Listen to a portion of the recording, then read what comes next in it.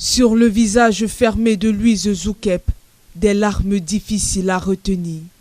Ce matin, la jeune femme assiste impuissante à la levée de corps de son unique sœur, Dame Téclaire Kolo. Je n'ai pas la force. Devant la morgue de l'hôpital de district de Lorbaba, l'horreur et la consternation sont à leur comble. Les proches de la victime acceptent difficilement le départ brutal d'une femme qu'ils décrivent comme sociable, généreuse et pleine de vie. Elle était une grande sœur, une amie, une adhérente de la Réunion. Elle était tellement joyeuse, très sympa. Elle évitait trop les problèmes en fait. Conseillère, c'était notre toujours souriante. C'était notre maman en fait. Oui. C'était une grande sœur pour nous.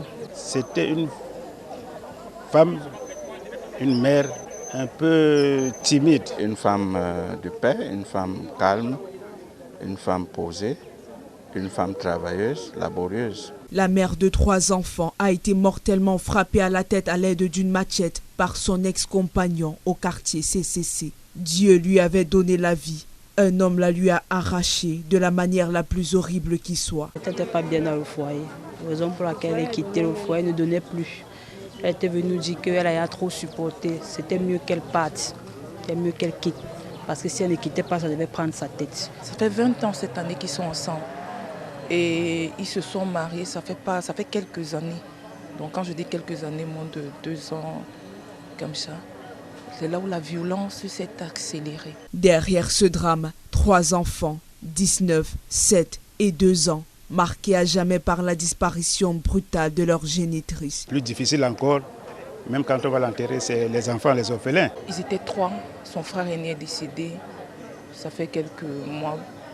Et elle aujourd'hui, elle est en train de partir, c'est sa petite sœur, les enfants vont rester avec sa petite sœur. De sources concordantes, l'ex-compagnon, présumé assassin, a été déféré à la prison centrale de Newbel en attendant son jugement. La famille de Téclaire, elle, espère que sa mort ne sera pas impunie. Pour que la justice fasse son travail. Parce que voir les enfants comme ça, l'aîné ne peut même pas s'occuper de ses frères. Ils sont encore tout petits, ils n'arrivent même pas à réaliser ce qui est en train de se passer. Et la justice divine existe aussi. On n'oublie pas. C'est sous le regard brisé de ses proches que Dame Téclaire est transportée vers sa dernière demeure. On va acheminer directement à Loum là-bas. C'est tellement difficile, parce que nous sommes sans voix. C'est la consternation totale dans le canton du Boum, parce qu'il faut avouer, c'est la toute première fois de ma vie qu'il y a eu ce genre de cas. Il n'y a jamais eu d'assassinat. Aucun Djiboum n'a jamais soulevé la machette pour assassiner son conjoint ou sa conjointe ou un autre Djiboum. C'est assez pathétique.